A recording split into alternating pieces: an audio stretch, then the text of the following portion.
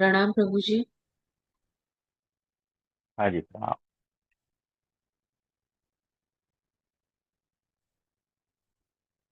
तो देखो,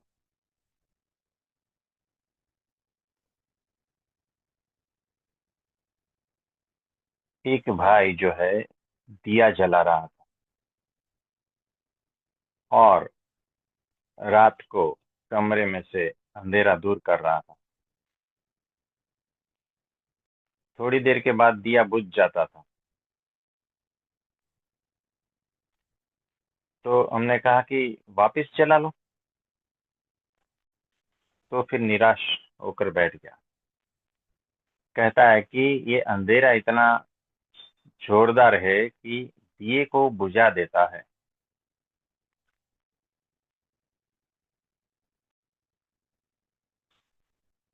हमने कहा देखो, अंधेरा तो अंधेरा है। दिया न हो तो अंधेरे का अस्तित्व है ना। फिर से जला लो। हमने कहा कि देखो, कितना भी बरसों पुराना अंधेरा इकट्ठा किया हो, वो सारा का सारा अंधेरा मिलकर भी एक छोटे से दिए को बुझा नहीं सकेगा। अगर दिया बुझ जाता है तब अंधेरा आता है। अंधेरे की कोई औकात नहीं है कि वो दिए को बुझा दे। वैसे ही आपके भीतर अगर छोटा सा ज्ञान का प्रकाश भी है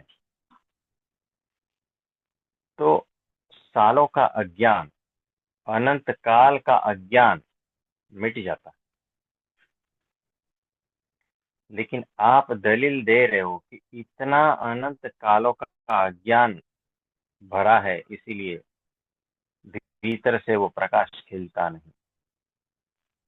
इतने अंधकार के आवरण है, इतने कर्मों के आवरण है, इतनी मान्यताओं के आवरण है ना, इतने झूठे ज्ञान का आवरण है। ये महाभयंकर आवरण, ये महाभयंकर अंधेरा कैसे मिटे? और ये सारे आवरण की वजह से भीतर का प्रकाश ढक जाता है। ये बात गलत है। ऐसा हो ही नहीं सकता। अगर भीतर छोटा सा भी दिया जल जाए, थोड़ा सा भी ज्ञान का प्रकाश हो जाए,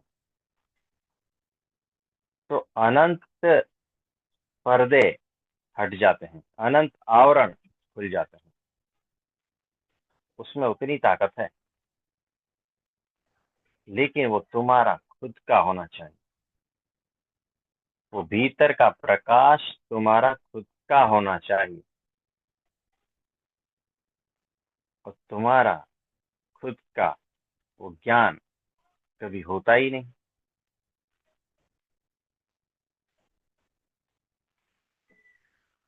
कुछ समझ में आया? तो देखो, परमात्मा और परमात्मा का जो ज्ञान और उसके जो गुण एकदम सरल है। परमात्मा से सरल और कुछ भी नहीं है।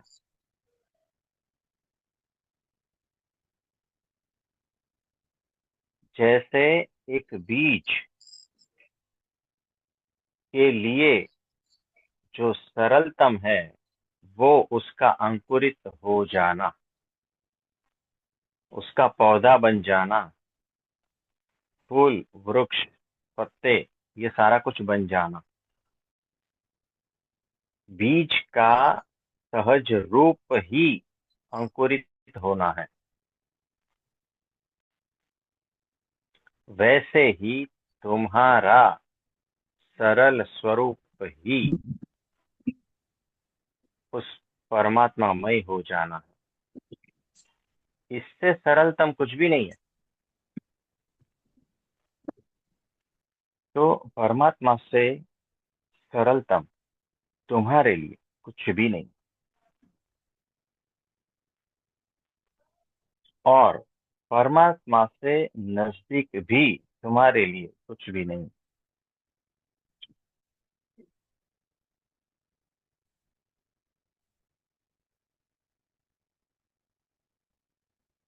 जैसे एक मछली, अगर उसको समुद्र से बाहर निकाले सिर्फ 5 मिनट के लिए, तो तड़पती है, क्योंकि मछली के लिए समुंदर ही सरल है। समुंदर से दूर होना दुख है, पीड़ा है, तकलीफ है, समस्या है। अगर तुम्हारे जीवन में भी, याद रखना, अगर तुम्हारे जीवन में भी दुख है, पीड़ा है, तकलीफ है, समस्या है, तो समझना तुम भी परमात्मा से दूर हो चुके हो।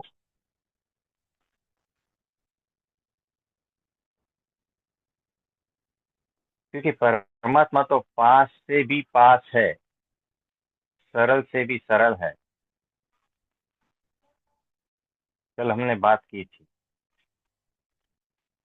कि तुम्हारे जीवन में अगर दुख है, पीड़ा है, चिंता है, तो समझना कि वो तुम्हारे जीवन का असली फल नहीं है। तुम पागलपन में जी रहे हो, तुम परमात्मा से दूर जी रहे हो। और जो परमात्मा में जीता है वो हमेशा आनंदित रहता है, सरल रहता है।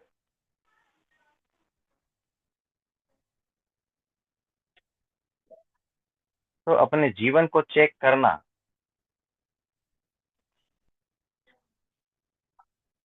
कितना दुख, पीड़ा, तकलीफ तुम्हारे जीवन में है, चेक करना, उतने तुम परमात्मा से दूर हो।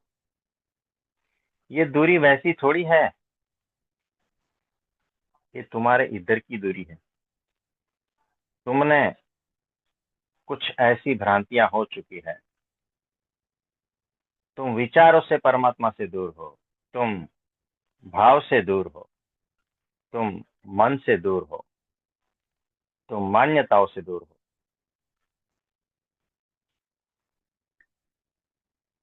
ये सारी जो चीज है, भाव, विचार, मन, मान्यताएं, ये सारा तुम्हें परमात्मा से रूबरू होने नहीं देते। तुम्हारे बीच में बहुत बड़ी दीवार आ गई है।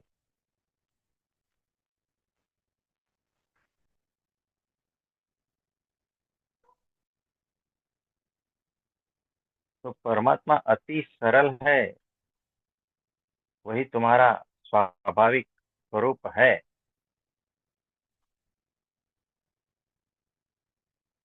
तुम देखो ना, तुम पत्नी को छोड़कर दूर जा सकते, तुम अपने बच्चों को छोड़कर दूर जा सकते हो, तुम अपना गांव, अपना घर, सबको छोड़कर दूर जा सकते हो। लेकिन तुम अपने को छोड़कर दूर कैसे जा सकते हो? अपने को छोड़ने का कोई उपाय ही नहीं।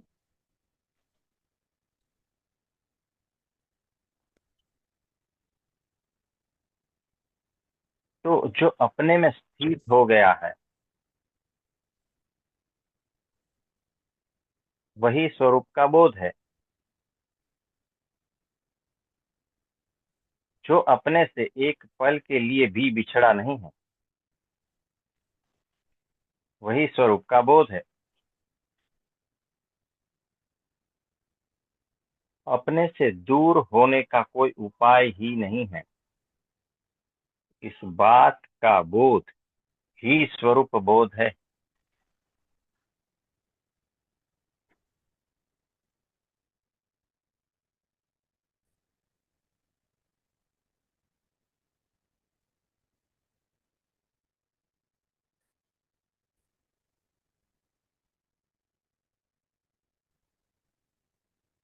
ठीक है।